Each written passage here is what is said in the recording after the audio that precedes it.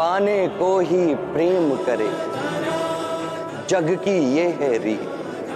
प्रेम अर्थ समझाएगी अब राधा कृष्ण की प्रीत।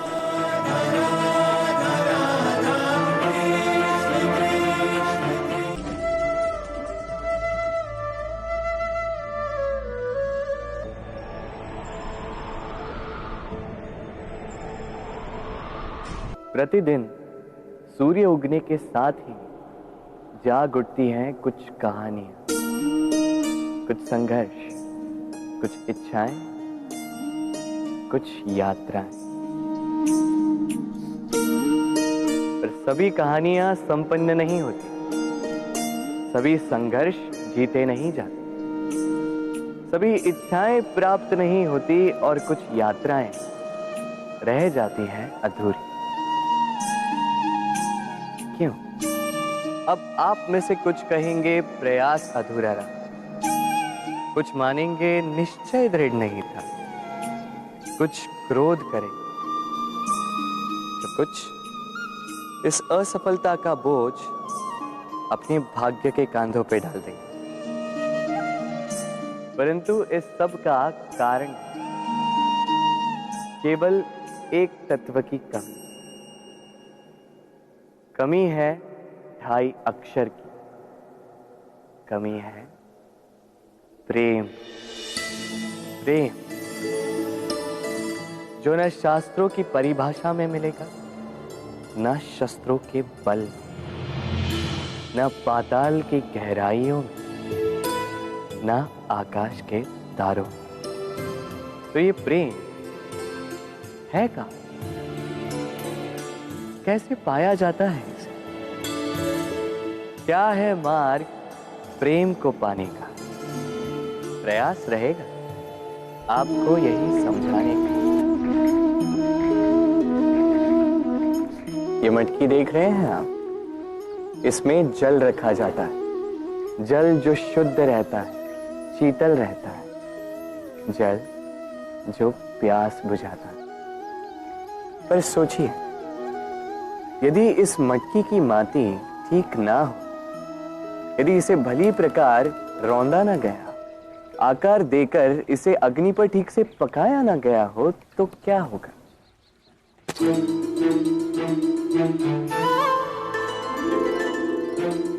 यही मन के साथ भी होता है। क्योंकि यदि प्रेम ये जल है, तो इसकी मटकी है मन। मन रूपी पात्र में यदि विश्वास की माटी ना हो, यदि आंसुओं से उसे भिगोया ना गया, समय रूपी कुम्हार ने उसे आकार ना दिया हो और परीक्षा की अग्नि में उसे पकाया ना गया हो, तो प्रेम मन में नहीं ठहर सकता। तो यदि प्रेम को पाना है, तो हृदय पर काम करना होगा।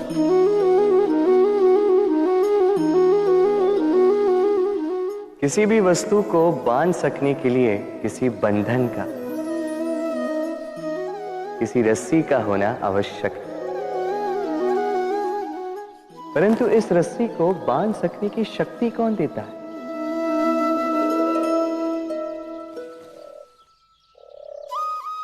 वो धागे जिनसे जुटकर ये रस्सी बनी।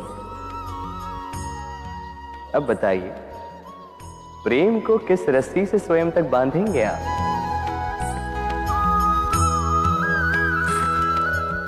प्रेम बनता है विश्वास से, और विश्वास की डोरी के धागे सत्य के धागों से बुने जाते हैं। अब प्रश्न ये उठता है कि सत्य क्या है? वो जो हमने देखा, वो जो हमने सोचा? नहीं, हमारा सत्य वो है जिस पर हमने विश्वास कर लिया, और विश्वास वो जिसे हमने सत्य समझ लिया। वास्तविकता में सत्य और विश्वास दोनों एक ही सिक्के के दो छोर हैं। जहां सत्य नहीं, वहां विश्वास की नींव नहीं। और जहां विश्वास नहीं, वहां सत्य अपना धरातल खो देता है। तो यदि किसी का सत्य जानना है तो विश्वास कीजिए, प्रेम का धरातल बन जाएगा। जब भी प्रेम की बात आती है, हम सबसे पहले मन में एक नायक और एक नायिका का चित्रण कर लेते हैं। क्यों? आपके साथ भी यही होता है ना? पर क्या प्रेम केवल नायक नायिका के आकर्षण का बंधन है?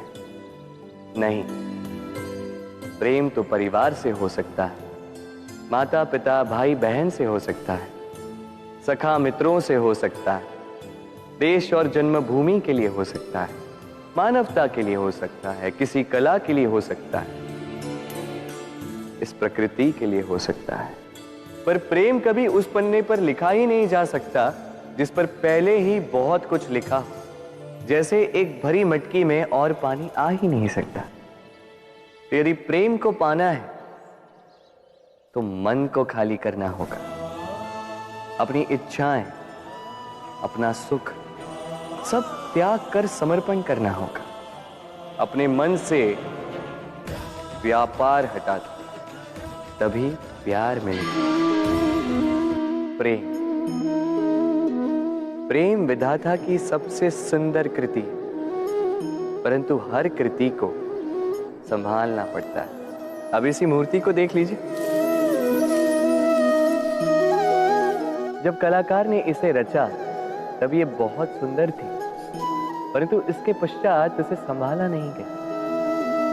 इसके स्वामी ने इसके देखभाल का कर्तव्य ठीक से नहीं निभाया और अब ये मूर्ति असुंदर लगने लगी। इसी प्रकार केवल कह देने से प्रेम नहीं हो जाता। इसके लिए आपको अपने कर्तव्यों को पूर्ण करना होगा। तो देश की रक्षा, परिवार और संबंधियों की सुरक्षा, संतान को संस्कार, जीवन साथी का आभार, ये कर्तव्य जब तक नहीं निभाओगे प्रेम से दूर होते जाओगे। तो यदि प्रेम का अमृत पाना है तो कर्तव्य की अंजलि बनानी होगी। प्रेम संसार का सबसे पवित्र बंधन है, पर सच पूछो तो ये बंधन से मुक्ति है, स्वतंत्रता है।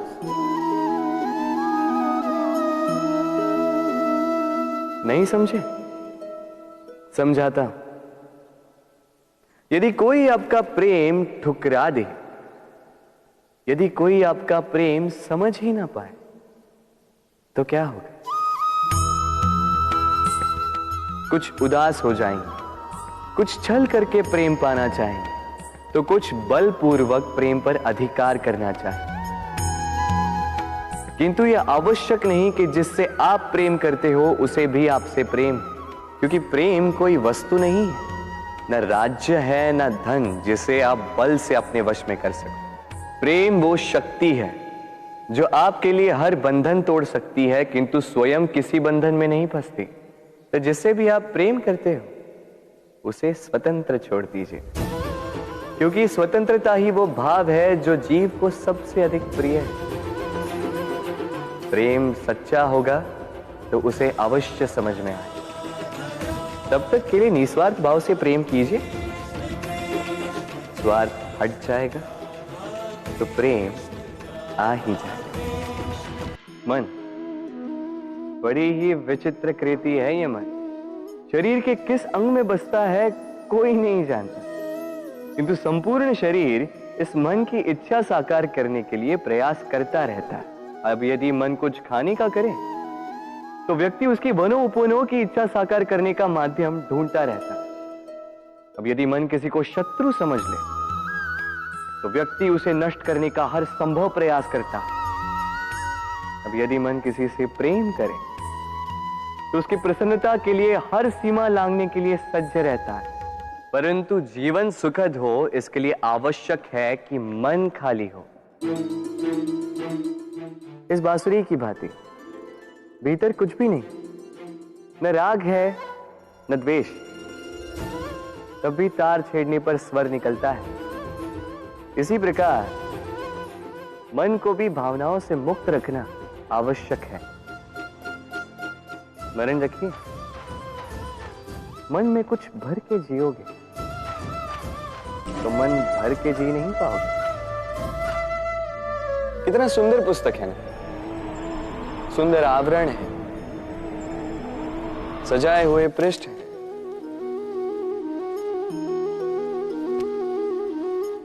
किंतु क्या ये सत्य में अद्भुत पुस्तक कहलाने की पात्र है? क्या इसमें जो लिखा है वो सत्य है, प्रेरणादायी है, हमारे लिए मूल्यवान है? कैसे निश्चय लिया जाए इस बात का? अब आप सोचेंगे कि सीधी सी बात है, आवरण को देख के पुस्तक की गुणवत्ता कैसे जानी जा सकती है? इसके लिए तो आपको उसे पढ़ना होगा, उसे समझना होगा, समय देना होगा, है ना? बिल्कुल उचित सोच रहे हैं आप। बस आश्चर्य की बात यह है कि पुस्तक के विषय में आप ये सारी बातें जानते हैं, किंतु किसी व्यक्ति के विषय में आप ये सारी बातें मन में नहीं लाते। व्यक्ति का मूल्यांकन भी उसके वस्त्रों से, उसके शारीरिक रूप से या उसकी सुंदरता से नहीं किया जा सकता। उसके लिए आपको उस व्यक्ति को पढ़ना होगा, उसे समझना होगा, उसे समय देना होगा। पर हम क्या करते हैं? पहनावे, रंग, सुंदरता को देखकर आकर्षित हो जाते हैं, उसे प्रेम समझ बैठते हैं, और आए दिन कोई ना कोई ये कहते सुनाई देता है कि उसकी प्रेम कहानी सफल नहीं हो पाई, उसे छल मिला। किंतु इसमें दोष किसी और का नहीं, स्वयं आपका है। आपने उस व्यक्ति को समय नहीं दिया, आपने उस व्यक्ति के विचार नहीं परखे। प्रेम 2 क्षण में बनने वाला पकवान नहीं है। इसका स्वाद चखने के लिए आपको जीवन भर का समय देना पड़ेगा। तो समय दीजिए, एक दूसरे के रूप से नहीं, आत्मा से जुड़ी। जीवन में प्रेम करना ही सुख का मूल है। सत्य भी। अब प्रश्न ये उठता है कि प्रेम किससे किया जाए? यदि आपको कुछ क्षणों के लिए सुख चाहिए तो प्रेम कीजिए अपनी रुचियों से। यदि आपको कुछ दिनों के लिए सुख चाहिए, प्रेम कीजिए अपने मित्रों से।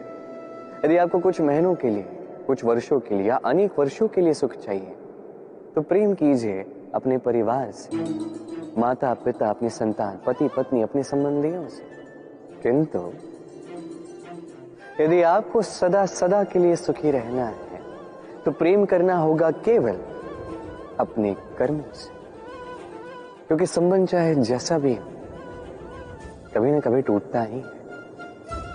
ये संसार कुछ ऐसा ही है कि जिसका साथ मिलता है उसका साथ छूटता भी। केवल कर्म ही एकमात्र ऐसा है जो कभी आपका साथ नहीं छोड़ेगा। मृत्यु के पश्चात भी यही कर्म आपको जीवित रखते हैं। इसलिए सदैव स्मरण रखिए, ये कर्म धर्म समझ कर निभाइए। जीवन के अंतिम क्षण तक कर्म से प्रेम कीजिए, जीवन के अंतिम क्षण तक सुखी रहे। और मैं तो सदैव कहता हूं, तू बस कर्म करते जा, फल पे चलता है।